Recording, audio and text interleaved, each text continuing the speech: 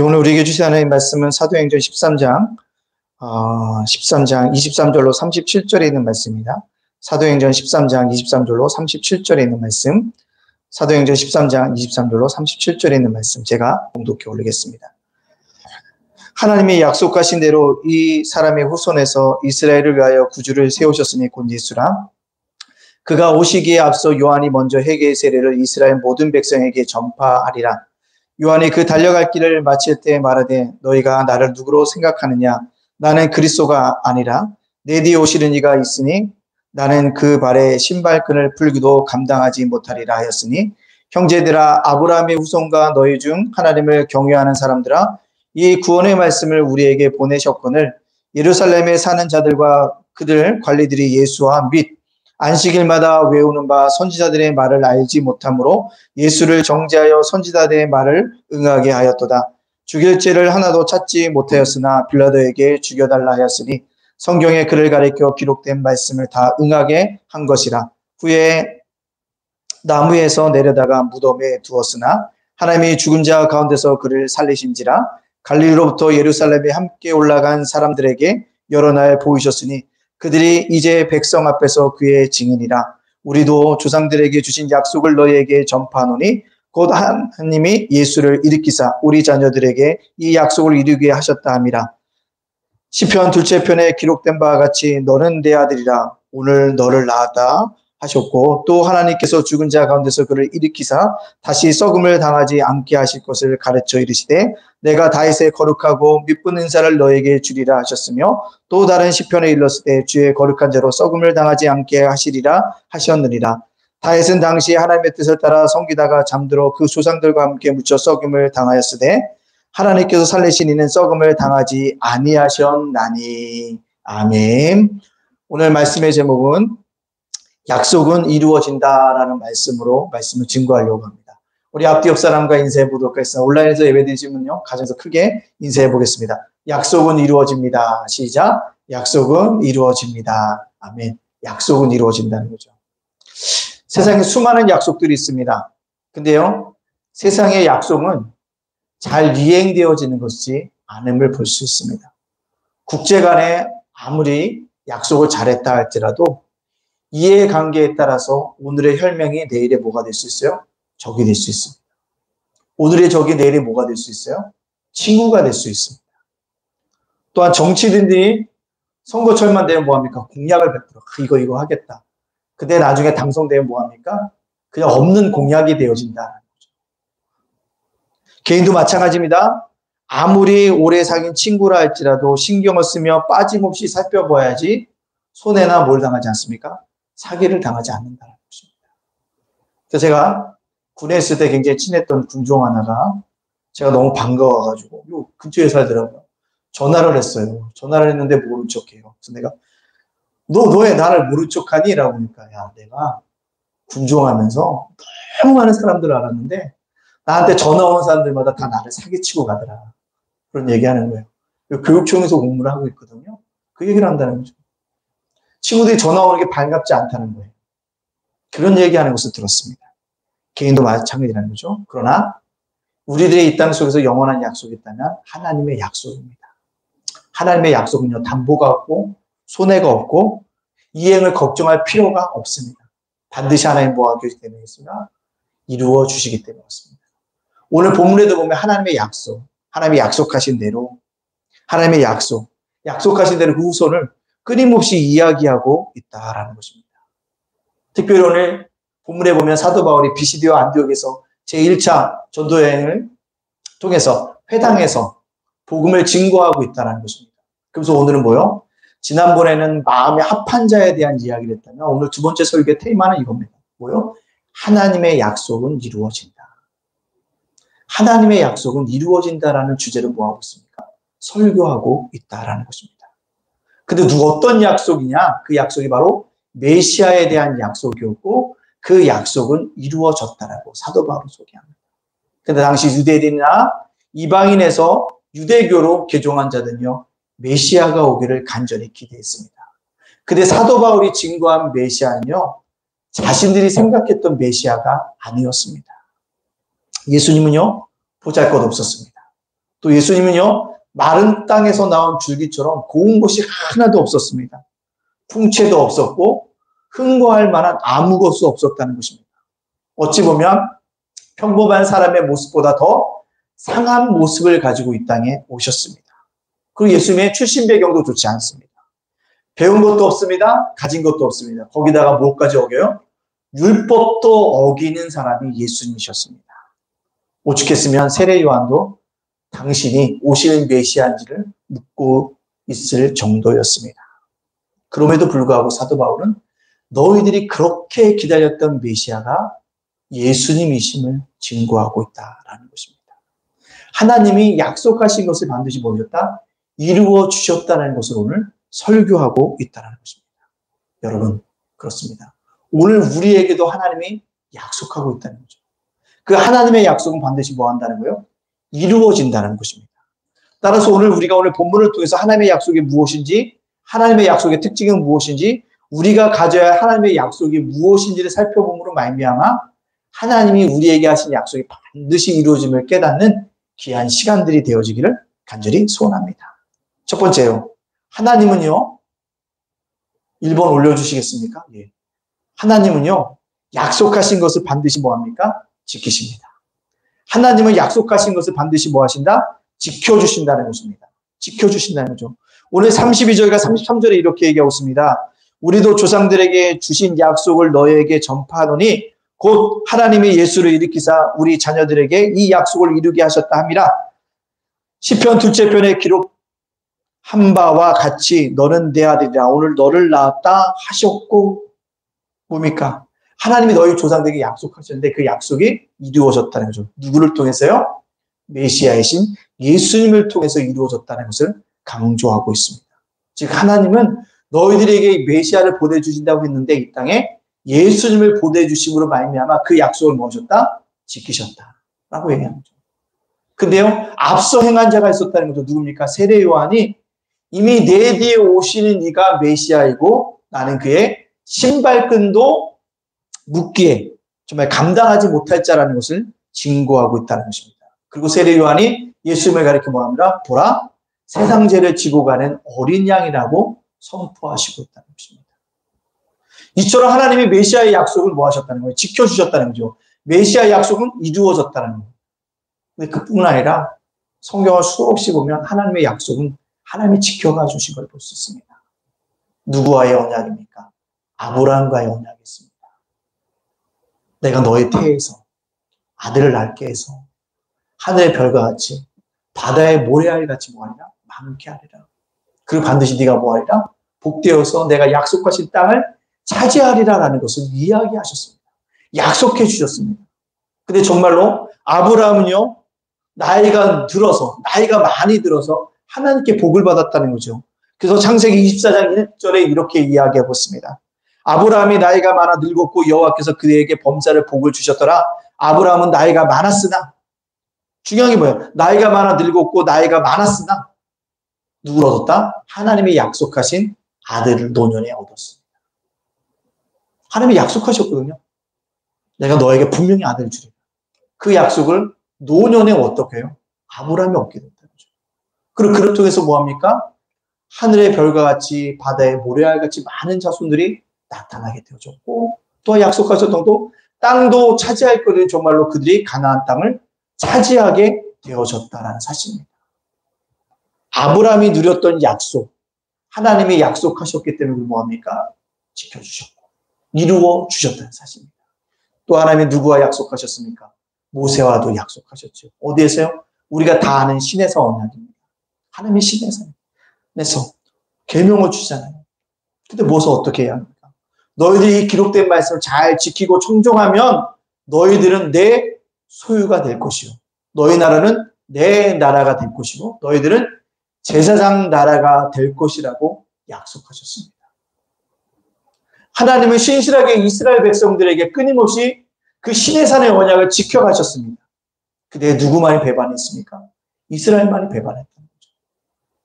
이스라엘만이 배반했다는 거죠. 하나님은 지금도요, 아브라함의 후손이었던 이스라엘을요, 지금도 사랑하고 계시다고 했다는 것입니다. 왜요? 하나님의 약속하셨기 때문에. 사람은 하나님에 대한 약속을 때때로는 불이행하지만 하나님은 한 번 하신 약속을 뭐요? 이루어 가고 계시고 있다는 겁니다. 따라서 저와 여러분에게도 주신 약속은 반드시 뭐 할 것입니까? 이루어 주실 것이고 지켜 주신다는 것입니다. 우리 그러한 믿음을 가지고 뭐합니까? 살아가야 한다는 거죠. 이처럼 하나님은 약속을 지켜 주시는 분이기 때문에 자기 아들도 아끼지 않고 이 땅에 보내주셨다는 것입니다. 따라서 모든 사람을 위해서 모든 것은 뭐합니까? 좋은 것으로 채워주실 분이라는 것입니다. 그래서 로마서 8장 32절에 있는 말씀, 우리가 지난주지요. 이번 주가 아니고 지난주에 함께 암송하기 위해 했던 구절이었던 거죠. 한번 우리 함께 읽어볼까요? 시작. 자기 아들을 아끼지 아니하시고 우리 모든 사람을 위하여 내주신 이가 어찌 그 아들과 함께 모든 것을 우리에게 주시지 않겠느냐. 이게 지난주 암송 말씀이었다는 거죠. 뭐예요? 예수님 하나뿐인 아들도 우리를 위해서 내어주신 하나님이 우리를 위해서 모든 것을 주시지 않겠냐는 거죠. 모든 것을 주신다는 것입니다. 뭐예요? 하나님 우리와 하신 약속은 반드시 뭐 한다는 거예요? 지켜주신다고 약속하고 있다는 것입니다. 따라서 우리가 구하는 무엇이든지 하나님께서 뭐 하여 주시다? 응답해 주실 것입니다. 우리 그것을 뭐 합니까? 믿음으로 받고 믿음으로 나아가야 한다는 겁니다. 따라서 하나님은 모든 것을 아낌없이 주신다고 하셨으니까 하나님의 약속을 붙들고 우리가 기도하면 뭐 합니까? 반드시 이루어집니다. 팬데믹이요. 쉽지 않을 것 같아요. 제가 팬데믹 처음 터질 때 뭐라고 얘기했습니까? 위드 코로나다. 위드 팬데믹이라. 코로나와 함께 살아야 된다. 독감처럼 이제 뭐 합니다? 위드 코로나로 여기면서 각자가 조심하면서 살아가야 한다고 말씀을 드렸던 것처럼 이제 함께 살아가야 돼요. 독감과 같이 함께 살아갈 수밖에 없다는 것입니다. 영국에서 그래서 뭐 합니까? 더 이상 마스크 쓰는 것보다도 개인의 책임으로 다 돌렸잖아요. 그죠? 알아서 해라. 알아서 해라. 그래서 처음에는 막 그 확진자 수가 막 늘어나더니 몇만 명까지요? 5만명까지 늘어났대잖아요. 일일 확진자가. 근데 놀랍게 백신을 다 70% 이상 맞추고 뭐 했더니 자유롭게 개인 방역을 스스로 할 수 있도록 거리두기나 이런 것을 없앴더니 뭐더라? 2만으로 뚝 떨어졌다는 거죠. 그래서 집단 면역이 과연 뭐하냐? 가능한가를 지금 지켜보고 있다는 것입니다. 여러분, 우리가 이것들을 알아보면서 뭡니까? 팬데믹을 위해서 우리가 기도할 때, 자, 주신 거니까 이제 함께 살아야겠구나. 우리가 기도하면서 새롭게 살아갈 뭐요? 길들을 찾아가야 한다는 것입니다. 여러분들, 우리에게 필요한 것이 그것이라는 거죠. 그렇다면, 여러분들, 꼭 기억할 것은요. 하나님은 약속하신 것을 반드시 뭐한다? 지켜주신다. 두 번째요. 하나님의 약속은요. 믿는 자의 것이라는 것입니다. 누구의 것이라고요? 하나님의 약속은요? 믿는 자의 것이라는 것을 얘기해요. 우리가 하나님의 약속을 왜 믿지 못하겠습니까? 27절에 이렇게 얘기하고 있습니다. 예루살렘에 사는 자들과 그들 관리들이 예수와 및 안식일마다 외우는 바 선지자들의 말을 알지 못함으로 예수를 정죄하여 선지자들의 말을 응하게 하였도다. 제일 중요한 게 뭐예요? 선지자의 말을 알지 못함으로, 알지 못했다는 뜻이 뭘까요? 하나님의 말씀 몰랐다는 뜻입니다. 예루살렘에 사는 자들, 관원들, 바리새인들, 서기관들이 하나님 말씀을 몰랐다는 것입니다. 몰랐을까요? 알았어요. 그들은 매일같이 성경을 읽었습니다. 매일같이 그들 성경을 묵상했습니다. 하나님 말씀을 모를 리가 없어요. 근데 왜 알지 못했다라고 사도 바울이 표현했을까요? 그건 자기 본의대로. 자기 본의대로. 자기가 갖고 있는 정치적인 색깔대로 성경을 해석했다는 것입니다. 그것이 전혀 변했다 안 변했다? 변하지 않았다는 것입니다. 가끔 전자제품 중에 기업들이 새로운 제품을 낼 때 가장 염려하는 게 뭔지 아십니까? 장기효과라는 게 있대요. 장기효과. 장기효과가 뭐냐면 소비자가요. 익숙한 제품을 쓴다는 거예요. 익숙한 제품. 새로운 제품이 아무리 수요나도 저거 사면 또 얼마나 고생할까. 그렇게 생각한다는 거예요. 제가 휴대폰을 요즘에 바꿨는데요. 휴대폰 바꾸고 고생 많이 했습니다. 뭘 이렇게 변해야 되는 게 많은지 몰라요. 옛날에 없었던 기능이 생기면서 보안이 강화가 되면서 해야 될 일이 너무나도 많이 생겼다는 거예요. 어렵더라는 것입니다. 어렵더라는 거예요. 바로 잠김 효과가 누구에게 있었냐? 바리새인들에게 있었다는 거죠. 그들은요, 자기가 갖고 있는 정치적 색깔, 자기가 성경을 이렇게 해석해야 한다고 생각하는 그 논리, 그거에 따라서만 성경을 보다 보니까 하나님의 본질인 말씀을 놓쳐버렸습니다. 그렇기 때문에 그들은 뭐래요? 말씀을 모르는 자들이 되어졌다. 여러분들, 우리가 성경을 읽을 때는요, 내가 갖고 있는 거 다 내려놓고 성경을 읽어야 합니다. 내가 갖고 있는 지식도 내려놓고요. 내가 갖고 있는 가치관도 내려놓고, 내가 갖고 있는 정치적 어떤 것도 내려놓고, 색깔도 다 내려놓고, 오직 성경에서 하나님의 말씀을 어떻게 나에게 들려주실까? 그러면서 읽고 묵상해야지만 그 말씀이, 그 약속의 말씀이 나에게 다가온다는 것입니다. 근데 바리새인들은 그것을 못했기 때문에 모르는 자들이었다고 얘기하고 있는 겁니다. 또 한 가지요. 왜 선지자들의 말을 알지 못했다고 얘기했을까요? 순종하지 않았기 때문에 그렇습니다. 자신들은요, 순종해야 된다. 아, 이건 순종하지 않아도 돼. 없는 것을 순종해야 돼. 라고 말들을 막아나갔다는 것입니다. 이것이 그들에게 문제였다는 거죠. 알지 못했다는 건 순종하지 않았습니다. 하나님의 말씀이라고 한다면 지켜가야 되는데 임의로 판단해서 결코 지켜가지 않았다는 것입니다. 즉, 왜 순종하지 않았을까요? 하나님의 영광보다는 자신의 영광을 택해서, 하나님의 말씀보다는 자신의 안위를 선택했기 때문에 그렇다는 것입니다. 즉, 말씀을 사심대로 해석하고 사심대로 뭐했다는 걸 움직이려고 사람들에게 노력했습니다. 그러므로 말미암아 자기의 이익들을 추구했다는 거죠. 이것이 문제였다는 거죠. 그래서 뭐예요? 하나님으로부터 순종하지 않아서 말씀으로부터 멀리 떠난 존재들이 되어졌다는 것입니다. 따라서 우리 뭐합니까? 말씀을 말씀대로 받아야 합니다.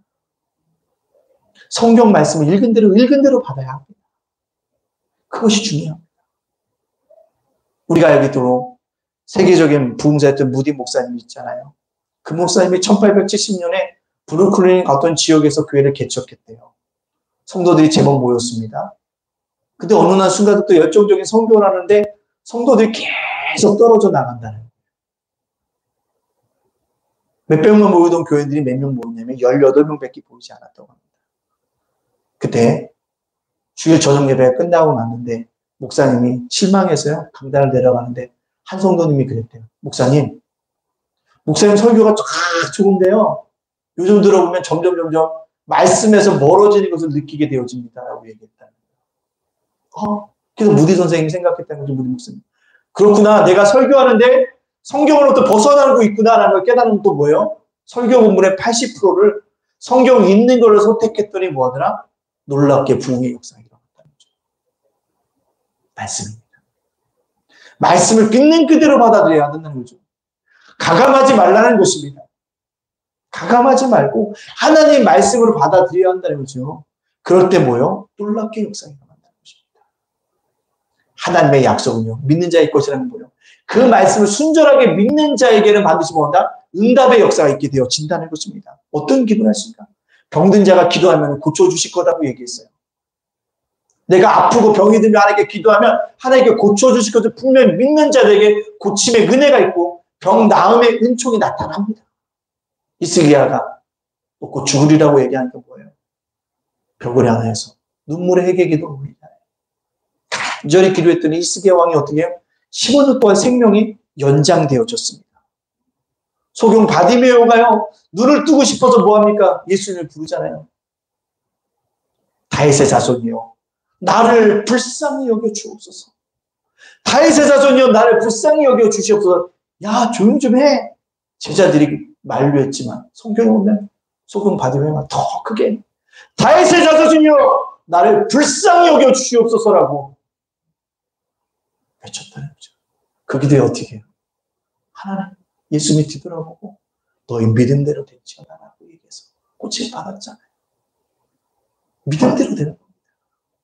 욥은요, 자녀들도 있고요, 재물도 다 잃은 다음에 뭐합니까? 주신 자도 하나님이시요, 거둬가신 자도 하나님이시라고 그 하나님을 원망하지 않고 감사 기도했더니요, 나중에 어떻게 해요? 처음 복보다 나중 복이 훨씬 크게 되어지는 은총을 누렸다고 성경이 우리에게 말씀해 주고 있지 않습니까? 결국 뭐예요? 말씀은요, 그 약속을 믿는 자들에게는 그대로 이루어지는 축복의 역사가 나타나게 되어집니다. 또 어떤 약속을 믿으면 그대로 될 거야. 정직한 자들에게 좋은 것을 주신다는 이 약속을 믿어야 합니다. 이 약속을 믿는 자들에게는요, 하나님이 정말 좋은 것으로 줍니다. 누가 정직히 행했습니까? 노아가 아닙니까? 노아가 하나님 보시기에 정직하게 행했더니 당대 의인이라는 평가를 받고 노아의 홍수 심판 때 뭐합니까? 살아남게 되잖아요. 좋은 것으로 주셨다는 것입니다. 우린 그것을 바라봐야 합니다. 시므온과 안나 할아버지 할머니가 누구예요? 평생 정직하게 살았잖아요. 그때 성전에서 누굴 만납니까? 태어나신 아기 예수님을 만나는 축복들을 누리게 되어집니다. 그래서 뭐합니까? 내가 이 아기 예수님을 뵐 곳을 보면서 끝까지 살았다고 고백하면서 찬양과 영광을 돌리는 것들을 볼 수가 있다는 것입니다. 그렇습니다. 우리가 하나님께서 정직하게 행하는 것을 좋은 것을 주신다는 이 약속을 믿으면, 내가 정직하게 행하면, 내가 손해봐도 정직하게 행하면, 내가 좀 더 사기를 당하는 것 같아도 정직하게 행하면 반드시 하나님께서 좋은 것을 허락하여 주신다는 것입니다. 그렇습니다. 우리는요, 하나님의 약속을 믿는 자가 되어야 합니다. 믿는 자가 되어지면 그 약속은 나의 것이 되어지고, 나의 은총이 되어지고, 나의 축복이 되어지는 은혜와 축복이 넘쳐나게 되어질 것입니다. 따라서 병든 것을 고쳐준다는 약속을 믿고, 정직한 자에게 좋은 것을 주실 것을 믿고 나아감으로 말미암아 이 좋은 것으로 채워주시는 하나님의 은혜를, 질병에서 해방되어지는 은혜를 받아들일 수 있는 우리 모두가 되어지기를 간절히 소원합니다. 세 번째로요, 하나님 약속의 최종판은 뭐냐면 부활을 누려야 한다는 거예요. 하나님의 최종 약속인 건 최종판이 뭐예요? 부활인 거예요. 오늘 본문의 34절과 37절에 이렇게 얘기하고 있습니다. 또 하나님께서 죽은 자들 가운데서 그를 일으키사 다시 썩음을 당하지 않게 하실 것을 가르쳐 이르시되 내가 다윗의 거룩하고 미쁘는 산을 너에게 주리라 하셨으며, 또 다른 시편에 이르렀을 때 주의 거룩한 자로 썩음을 당하지 않게 하리라 하셨느니라. 다윗은 당시 하나님의 뜻에 따라 섬기다가 잠들어 그 소장들과 함께 묻혀 썩음을 당하였으되 하나님께서 살리신 이는 썩음을 당하지 아니하셨나니. 아멘. 예수님이 십자가에서 사흘 만에 십자가에 못 박혀 돌아가셨습니다. 그리고 사흘 만에 뭐였어요? 부활하셨다는 거죠. 사도 바울도 부활하신 예수를 만나고 베드로와 사도들도 부활하신 예수를 만났다는 것입니다. 500명 성도들도 부활하신 예수를 만났어요. 의식 많은 도마도 예수님의 손과 발에 창자국을 보고 부활하신 예수를 분명히 만났다는 것입니다. 그렇습니다. 오늘 본문에도요, 십자가에 돌아가셨던 예수님이 부활하셨다는, 썩음을 당하지 아니하고 육신이 부패되지 않고 새로운 육신을 뭐했다는 것, 입게 되어졌다는 사실들을 우리에게 보여주고 있다는 것입니다. 마찬가지로 이 약속이 누구에게도요, 저와 여러분에게도 동일하게 적용되고 있다. 우리도 예수님처럼 예수님이 다시 오시는 날 뭐 할 거예요? 새로운 육신의 몸을 입고 주님을 뭐 하게 될 거라고요? 만나게 될 거라는 겁니다. 하나님의 최종적인 약속은 바로 부활의 약속이라는 거예요. 예수님만 부활할 것이 아니라 나도 뭐 할 것이다? 부활할 거라는 이 분명한 믿음의 고백들을 우리에게 주고 있습니다. 따라서 우리 기독교 신앙의 근거는요, 부활 신앙이에요. 예수님의 부활이 없다면 우리의 믿음도 헛된 것이고 우리의 신앙도 흔들릴 수밖에 없습니다. 또 예수님의 부활을 믿지 못하면 성경의 모든 진리를 뭐 할 수 없습니까? 믿을 수가 없습니다. 따라서 하나님은 우리에게 최종적인 약속을 하셨는데 뭐다? 너희도 예수님처럼 뭐하리라? 부활하리라. 그 부활의 육신을 입고 네가 뭐 할 거다? 살아가게 되어질 것이라는 거죠. 그래서 예수님이 부활하신 다음에 그 육신은요, 우리가 알고 있는 이런 육신이 아니었습니다. 벽과 벽을 통과하고요, 시공간을 초월하는 육신의 몸을 입고 오셨다는 겁니다. 우리도 그런 몸을 입을 거라는 것입니다. 그래서 고린도전서 15장 42절과 44절에 이렇게 얘기하고 있습니다. 제가 봉독합니다. 죽은 자의 부활도 그와 같으니 썩을 것으로 심고 썩지 아니할 것으로 다시 살아나며, 욕된 것으로 심고 영광스러운 것으로 다시 살아며, 악한 것으로 심고 강한 것으로 다시 살아며, 육의 몸으로 심고 신령한 몸으로 다시 살아나니 육의 몸이 있은즉 또 영의 몸도 있느니라. 영의 몸, 부활의 육신을 입게 된다는 것입니다. 즉 예수님이 부활하신 것처럼 우리도 뭐할 거예요? 부활할 것이라는 것입니다. 새로운 몸으로 우리가 부활할 것을 약속하고 있다는 것입니다. 우리가 부활하게 되어지면 내가 정말 죄에서 뭐 했구나, 구원받았다는 확실한 뭐가 표시가 드러날 것입니다. 따라서 우리는요, 주님이 약속하셨던 이 최종적인 부활을 믿는 자가 되어집니다. 하나님의 약속은 반드시 이루어졌기 때문에 이 약속도 또 뭐라? 이루어질 것이라는 것입니다. 부활이 뭘까요? 부활했다는 것은요, 영원히 사는 것을 의미합니다. 오늘만 사는 것이 아니라 앞으로도 미래에도 영원히 살 것을 보여주겠다는 거죠. 이 우리들의 부활은 하나님이 창조 때부터 계획하신 것이었고 이성이나 지성으로 도저히 뭐하십니까? 접근할 수가 없는 것입니다. 만약에 우리 앞에 죽음으로 우리의 인생이 끝난다고 한다면, 죽음 뒤에 아무것도 없다고 한다면 우리 이 땅에서 어떻게 살까요? 될 수 있으면 즐기면서 살려고 합니다. 죽으면 끝인데 뭐 즐겨야지, 마셔보자, 피워보자, 놀아보자, 즐기면서 사는 인생이 되어질 것입니다. 또 내가 가지고 있는 것, 내가 가지고 없는 것이 있는데 다른 사람이 있는 거보다 빼앗아야지, 빼앗아서 나 누리면서 살아야지. 죽으면 끝인데 만약에 내가 죽음 위에 모든 것이 끝난다고 하면 남의 좋은 거 다 뺏을 거예요. 강한 자만이 엄청나게 누릴 것입니다. 다른 사람을 죽이든지 어떻게든지 재미있게 살려고 몸부림칠 것입니다. 그러나 인생은요, 죽음으로 끝이 아니에요. 죽음 뒤에 심판이 있고요, 부활이 있다는 것입니다. 따라서 우리는 뭐요? 영혼을 사모하는 지혜를 주셨기 때문에 우리가 부활할 것이라는 것은 뭐합니까? 굳건하게 믿어야 하는 것입니다. 우리가 비록 세상에 살 때는 보잘 것 없어요. 세상에 자랑할 것도 없습니다.